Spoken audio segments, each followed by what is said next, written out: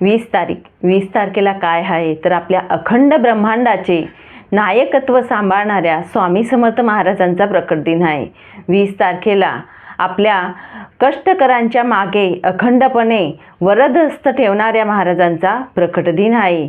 20 तारखेला हम गया नहीं जिंदा है हे सांगणाऱ्या भक्तांना प्रचिती देणाऱ्या भक्त अभिमानी महाराजांचा प्रकट दिन आहे।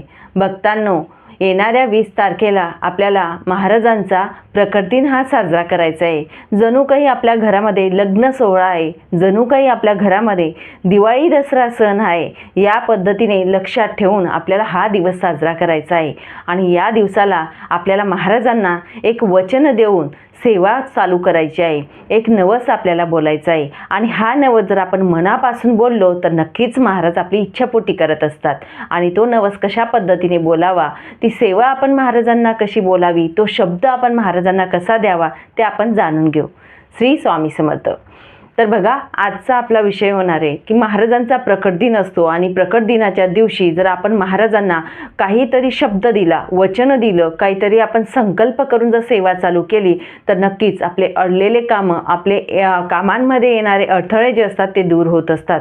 आणि बघा, आपण कष्ट करत असतो, खूप काही मेहनत करतो, कष्ट करतो, प्रामाणिकपणे प्रयत्न करत असतो, तरीसुद्धा आपल्याला कुठेतरी म्हणजे यशप्राप्ती मिळत नाही, कुठेतरी हार आपल्याला भोगावी लागते आणि त्या दिशेने आपण वाहत जात असतो। आपले विचार हे नकारात्मक होत जातात, आपलं मन कुठेतरी नाराज असतं। आपण एवढ्या सेवा करत असतो, सगळं काही करून देखील आपल्याला जर यशप्राप्ती मिळत नसेल तर नक्कीच प्रकट दिनाच्या दिवशी आपण महाराजांची ही सेवा चालू करू शकतात।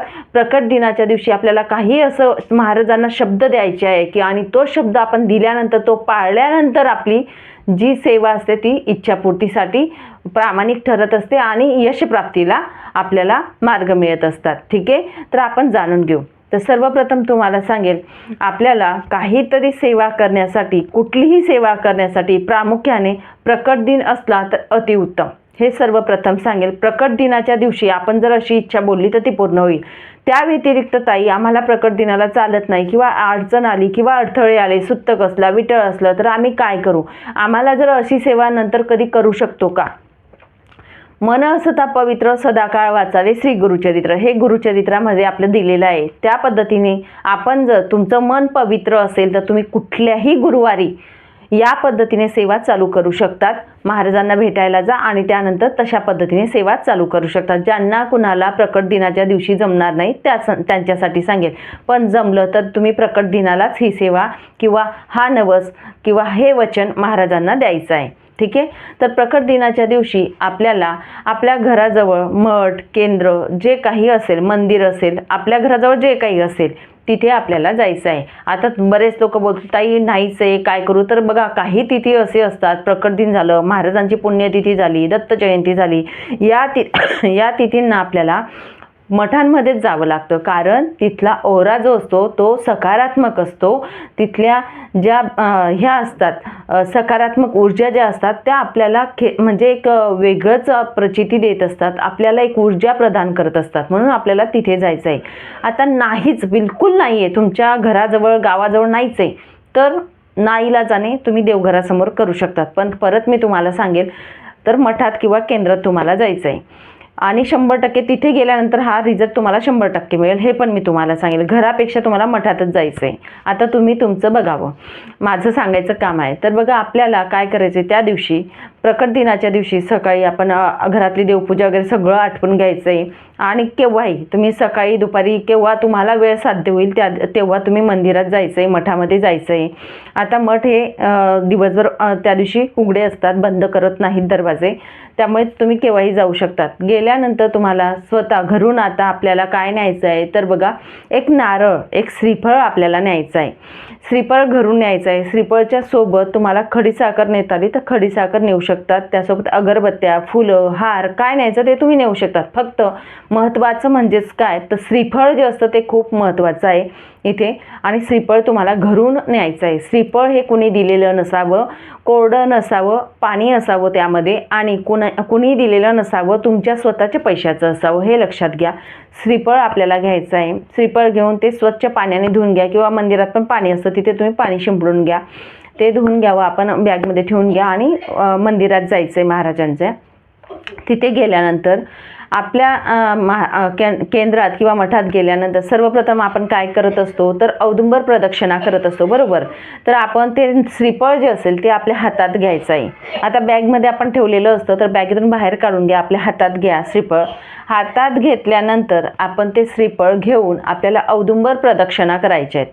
औदुंबर प्रदक्षिणा या 11 करायच्या आहेत आणि त्या प्रदक्षिणा करत असताना महाराजांचं नामस्मरण आपल्याला करायचं आहे. श्री स्वामी समर्थ किंवा दिगंबरा दिगंबरा श्रीपाद वल्लभ दिगंबरा हा मंत्र जप करत आपल्याला प्रदक्षिणा करायचं आहे. प्रदक्षिणा करत असताना जी काही तुमची इच्छा असेल, आता इथे एकच इच्छा तुम्हाला सांगता येईल, हे लक्षात ठेवा. कुठलीही एकच इच्छा तुम्हाला मनात घ्यायची आहे आणि हे माझं काम होणारच आहे, हे तुम्ही लक्षात ठेवून त्या प्रदक्षिणा मारायच्या आहेत की माझं हे काम मी आज वचन महाराजांना देणार आहे, मी महाराजांना शब्द देणार आहे, ती सेवा मी चालू करणार आहे किंवा हे कार्य मी चालू करणार आहे. त्यासाठी महाराज मला बळ द्या आणि होणारच आहे या कार्यासाठी मी सेवा, म्हणजे पॉझिटिव्ह आपण घ्यायचं आहे आणि प्रदक्षिणा नामस्मरण करत करत 11 प्रदक्षिणा या पूर्ण करायच्या आहेत.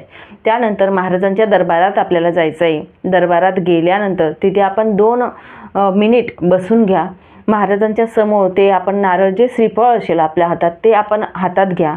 हातात घेतल्यानंतर बघा, आपण जे श्रीफळ नेत असतो ते श्रीफळ हातात घेऊन त्यावरती आपली इच्छा आपण बोलत असतो. औदुंबर प्रदक्षिणा करत असताना आपण जी इच्छा बोललेली आहे किंवा आपण दरबारात बसून सुद्धा आपल्याला डोळे मिटून किंवा डोळे उघडे तेव्हा महाराजांकडे बघा, तुम्हाला जे जसं योग्य वाटेल तसं हातात घेऊन तुमची इच्छा जी असेल ती महाराजांना सांगायची की महाराज, आज प्रकट दिन आहे आणि प्रकट दिनाच्या दिवशी मी तुम्हाला शब्द देते किंवा मी तुम्हाला एक वचन देते. आजपासून मी तुमची जी इच्छा असेल त्यासाठी सांगत आहेत तुम्ही, हे लक्षात ठेवा की महाराजांना सांगावं की माझी ही इच्छा पूर्ण होण्यासाठी माझं कष्ट खूप आहे महाराज, माझं यशप्राप्ती मला मिळत नाही आहे, आतोनात मी प्रयत्न करत आहे तरीसुद्धा मला यशप्राप्ती मिळत नाही, माझ्या कष्टाला बळ द्या, माझ्या कष्टाला फळ द्या, हे तुम्हाला सांगायचं आहे. आणि तुमची जी काही बघा तुम्हाला जी शक्य होईल ती सेवा तिथे महाराजांना सांगायची. आता सेवा कुठल्या सांगू शकतात ते मी तुम्हाला सांगेन, पण अशा पद्धतीने आपण ते तिथे सांगावं. आता जी कोणती सेवा म्हणजेच कोणती बघा, महाराजांना तुम्ही 21 दिवस सेवा जर तुम्ही करत असणार तर तिथे सांगायचं आहे की महाराज मी 21 दिवस संकल्पयुक्त ही सेवा करणार आहे. तुम्ही जर म्हणाल की महाराज जोपर्यंत माझी इच्छा पूर्ण होत नाही तोपर्यंत मी ही सेवा करणार आहे, असं सुद्धा सांगू शकतात.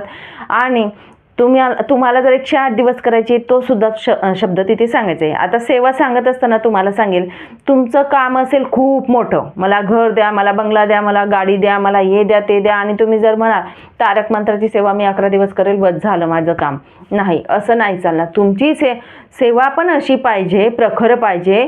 तुम्ही तिथे महाराजांना ते बोलतो ना आपण, एका हाताने द्या आणि एका हाताने घ्या, असं नाही करायचं आहे. आपल्याला काहीतरी आपले प्रारब्ध भोगण्यासाठी आपल्याला सेवा देखील तेवढी करायची आहे आणि त्यामधून निघून प्रारब्ध भोगून आपल्याला फलप्राप्ती मिळत असते. त्यासाठी आपल्याला सेवासुद्धा तशीच सांगायची आहे तिथे. त्या पद्धतीने आपण सेवा सांगायची आहे. आणि जे नारळ असेल ते नारळ आपल्याला आता महाराजांच्या चरणी अर्पण करायचे आहे. आता बरेच लोक बोलतील चरणी अर्पण करणं म्हणजे महाराजांचा फोटो असेल दरबारात तिथे अर्पण करावं का, तिथे काय जाऊच देत नाही, मग काय करू. तर बघा, तिथे परडे ठेवलेल्या असतात, बास्केट ठेवलेले असतात, पाट ठेवलेला असतो बाहेर, तिथे तुम्ही ठेवू शकतात. दरबारात ठेवलेले असतात तिथे ठेवा, ते देखील महाराजांचे चरणच असतात असं समजून आपल्याला तो नारळ तिथे अर्पण करायचा आहे. महाराजांना मुजरा करायचा आहे आणि दरबारात बसून एक माळ का असेना नामस्मरण तिथे करायचं आहे. महाराजांजवळ बसा, त्यांच्या सानिध्यात बसा, 5-10 मिनिट महाराजांना सांगा की महाराज माझ्याकडून ही सेवा करून घ्या. या पद्धतीने तुमचं बाळ, तुमच्या व्यतिरिक्त मला कोणीही नाही, फक्त तुम्ही आहेत मला, बस या पद्धतीने आतुरतेने सांगा. तुम्हाला रडायला आलं रडून घ्या, काय तुम्हाला वाटते, तुमच्या आता समस्या काय आहे ते महाराजांना सांगा. त्यावरून त्या दिवशी आपण शब्द द्यायचा आहे. आणि सेवा, आता सेवेमध्ये काय काय सेवा तुम्ही तिथे महाराजांना सांगू शकतात. बघा, गुरुचरित्र ग्रंथाचे तुम्ही 7 पारायण करतायत. संकल्पयुक्त महाराज मी 7 पारायण करणार आहे माझं एक काम होण्यासाठी. संकल्पयुक्त महाराज मी श्री स्वामी चरित्र सारामृत हे 108 पारायण करणार आहे, 41 पारायण करणार आहे. तारक मंत्राचं अनुष्ठान मी करणार आहे, 108 दिवस करणार आहे महाराज. रोज तारक मंत्र मी 11 वेळा म्हणणार आहे, रोज तारक मंत्र हा 21 वेळा म्हणणार आहे. या पद्धतीने तुम्ही सांगू शकतात. त्यानंतर तुम्हाला जप जो असतो तो सुद्धा महाराजांना तिथे सांगू शकतात की महाराज श्री स्वामी समर्थ या आपल्या षडाक्षरी मंत्राचा मी 12 लक्ष जप करणार आहे, 1.25 लक्ष जप करणार आहे, किती दिवसात करणार आहे ते सुद्धा सांगायचं आहे. तुमच्याकडून लवकर जपाचं संख्या खूप मोठी असल्याकारणाने लवकर होत नाही, म्हणून कालावधी द्या. 6 महिन्यापर्यंत मी हा जप पूर्ण करणार आहे, लिखित जप मी करणार आहे किंवा जप माळेवर जप मी पूर्ण करणार आहे हे तुम्हाला सांगायचं आहे. किंवा दररोज मी काही झालं तरी दररोज मी नित्यनेमाने यथाशक्ती यथाभक्ती असं म्हणावं, तर दररोज प्रयत्न करेल, दररोज 11 माळी जप करणार आहे. किंवा तुम्ही काहीतरी संख्या जपाची सांगा, या पद्धतीने सांगा. गुरुचरित्र ग्रंथामधील 14वा आणि 18वा अध्याय मी संकल्पयुक्त पठण करणार आहे, 108 दिवस करणार आहे, 41 दिवस करणार आहे, 14वा अध्याय करणार आहे, या पद्धतीने तुम्ही सांगू शकतात. महाराजांचा बघा सहस्रनामावली आहे, ती मी दररोज पठण करणार आहे, एवढे दिवस करणार आहे. या पद्धतीने तुम्हाला जी पटेल, जी सेवा तुम्हाला महाराजांची आवडेल ती सेवा तिथे महाराजांना सांगायची. संक्षिप्त गुरुचरित्र जो ग्रंथ असतो तो सुद्धा तुम्ही पठण करू शकता. त्या ग्रंथाचं पारायण मी करणार आहे. गुरु लीलामृत या ग्रंथाचं पारायण करणार आहे. श्रीपाद श्री वल्लभ या चरित्राचं पारायण मी 7 करेल, 3 करेल, या पद्धतीने तुम्ही तिथे सांगू शकतात. महाराजांना जी सेवा तुम्ही तिथे सांगणार आहेत ती सेवा त्याच दिवसापासून तुम्हाला सुरुवात करायची आहे किंवा दुसऱ्या दिवसापासून सुरुवात करायची आहे. आता महाराजांना तुम्ही शब्द दिला, आता ते शब्द दिल्यानंतर आता जप असेल तर जप तुम्ही करू शकता. तुम्हाला संकल्प जर करायचा असेल या सेवेच्या आधी तर एवढंच सांगेल, संकल्प जर तुम्ही केला तर संकल्प केल्यानंतर तुम्हाला नियम अटी ज्या असतात त्या लागू पडत असतात जेव्हा महाराजांची आपण सेवा करतो. जसंच की बघा आता तारक मंत्राचं अनुष्ठान जर तुम्ही 108 दिवसासाठी करत असणार तर त्याला 108 दिवसासाठी तुम्हाला नियम पालन करावे लागतील. गुरुचरित्र जर तुम्ही करत असणार तर गुरुचरित्र चालू असताना तुम्हाला नियम पाळावे लागतील. 7 गुरुचरित्र जर तुम्ही संकल्पित करणार असणार तर 7 गुरुचरित्र जोपर्यंत पूर्ण होत नाही तोपर्यंत तुम्हाला नियम पाळावे लागतील. आता तुम्हाला पाळावे लागतील, घरातल्या लोकांनी नाही पाळले तरी चालेल, पण जी व्यक्तीने संकल्प केला तिला पाळावेच लागतात. मांसाहार कडकडीत वर्ज जेव्हा संकल्पयुक्त तुम्ही सेवा करणार आहे तेव्हा. आता गुरुचरित्र संकल्पयुक्त 7 पारायण तुम्ही करणार आहेत, पण जेव्हा पारायण असतात बघा त्या कालावधीमध्ये आपल्या घरात मांसाहार होणारच नाही, ब्रह्मचर्य हे पालन करायचं आहे, या गोष्टी परांना आपल्याला पालन करायचं आहे. त्याच्या मधला जो कालावधी असतो आपल्या घरातले खात असतील खाऊ द्या, पण जो संकल्पयुक्त करणार आहे 7 पारायण होतात तोपर्यंत त्या व्यक्तीने खायचं नाही, मांसाहार घ्यायचा नाही, हे लक्षात ठेवा. ब्रह्मचर्य चालेल पण पारायण कालावधीमध्ये ब्रह्मचर्याचा सुद्धा आपल्याला नियम पालन करावा लागेल, हे लक्षात घ्या. तसेच तुम्हाला सांगेल गुरुचरित्रामधील जर तुम्ही एखादी अध्याय जसा 14वा किंवा 18वा अध्याय असेल किंवा 39वा अध्याय जो संतती प्राप्तीसाठी आपण पठण करत असतो या प्रकारे, तर तुम्ही जो काही अध्याय पठण करणार आहे त्याचं आपण महाराजांना सांगायचं आहे नाव की हा अध्याय मी पठण करणार आहे, संकल्पयुक्त करणार आहे. तो अध्याय तुमचे 108 दिवसाची सेवा होत नाही तोपर्यंत तुम्ही यथाशक्ती भक्ती म्हणावं आणि त्या पद्धतीने चालू करू शकतात. अखंड म्हणू नका. मासिक धर्म असतो, सुतक असतो, विटाळ असतो, त्यामुळे तुम्ही या पद्धतीने करू शकतात. 108 दिवस तुम्ही काउंट करून तो अध्याय पठण करायचा आहे. सेवा करत असताना वेळ काळ एक ठेवता आला तर अतिउत्तम ठरत असतं. जपमाळ जर तुम्ही जप करत असणार माळीवर, माळ तुमची स्वतःची असावी, एकच माळ असावी, एकच आसन तुमचं असावं, हे तुम्ही लक्षात घ्या. संकल्पयुक्त सेवा जर तुम्ही करत असणार तर तुमच्या घरातच देवघरासमोर तुम्हाला सेवा करायची आहे. ह्या काही गोष्टी ज्या असतात या नियमाने पाळून तुम्हाला महाराजांना जो शब्द तुम्ही देणार आहात तो शब्द पालन करायचा आहे.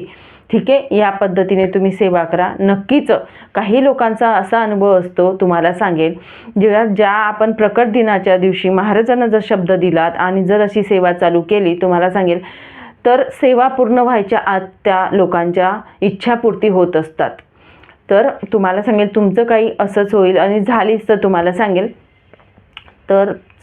तरीसुद्धा तुम्हाला सेवा पूर्ण करायची, जो आपण शब्द महाराजांना दिलेला असतो तो पूर्ण करायचा आहे. आणि अजून सांगेल की बघा आपण जी सेवा किंवा जे काही करत असतो ते आपल्यासाठी करत आहोत हे लक्षात ठेवा, महाराजांसाठी नाही. महाराज आपल्याकडून करून घेतील. आपले जे प्रारब्ध आहेत, आपल्यातली जी कमीपणा, आपल्यातली जी उणीव आहे ते भरून घेत असतात. या जपाने, या सेवाने, या उपासनेने आपल्यामध्ये जी कमी असेल ती भरून घेत असतात. म्हणून आपल्याला या संकल्पयुक्त सेवा प्रकट दिनाच्या दिवशी आपण महाराजांना शब्द दिला, पण महाराजांना मनापासून सांगा की माझ्याकडून करून घ्या, आपण करणारे कुणीच नाही, ते ठरवतात, ते करून घेत असतात. थोडी धावपळ होईल पण नक्कीच या पद्धतीने करा. आणि त्यासोबत तुम्हाला सांगेल, जी नित्यसेवा असते महाराजांची ती आपण टाळायची नाही. 3 अध्याय जे असतात ते आपण नित्याने वाचन करायचेच आहेत, हे लक्षात घ्या. जप जो असतो महाराजांचा आपला 11 माळी जप सांगितलेला असतो गुरुमाऊलींनी, 1 माळ का असेना जप आपण नक्कीच करावा. नामस्मरणात राहावं, कुणाची निंदा नालस्ती करू नका. आणि नक्कीच आपण हे नियम जेव्हा पाळत असतो, परांना आपण घेऊ नका. या पद्धतीने आपण नियम पाळून जर आपली सेवा, जो महाराजांना आपण शब्द दिलेला असतो, जे वचन महाराजांना दिलेलं असतं, आपण जेवढ्या प्रामाणिकपणे हे वचन पाळत असतो तेवढ्या जास्त प्रामाणिकपणे महाराज आपलं ऐकतील. म्हणून आपल्यात आधी बघावं की आपण काही चुकतोय का. आणि तुम्हाला सांगेल, नक्कीच आपण प्रामाणिक सेवा केली ना, आपल्याला भरभरून महाराज देत असतात, आपली ओंजळसुद्धा कमी पडत असते. म्हणून नक्कीच तुम्ही प्रकट दिनाच्या दिवशी अशा पद्धतीने नवस बोला. जी काही सेवा तुम्हाला जमेल, जी चांगली वाटेल की मला ही जमते बाबा, श्री स्वामी चरित्र सारामृत नित्याचं आपलं पठण असतं, याचं पारायण मी करू शकते, अवश्य तुम्ही करू शकतात. या पद्धतीने करा. तर या पद्धतीने तुम्ही या सेवा करू शकतात आणि नक्कीच तुमची 100% इच्छा पूर्ण होत असते. चला मग, सांगितलेली सेवा जी ती महाराजांच्या चरणी अर्पण करते आणि इथेच विराम घेते. नंतर अजून भेटेल अशाच व्हिडिओसोबत. श्री स्वामी समर्थ. अवधूत चिंतन. श्री गुरुदेव दत्त.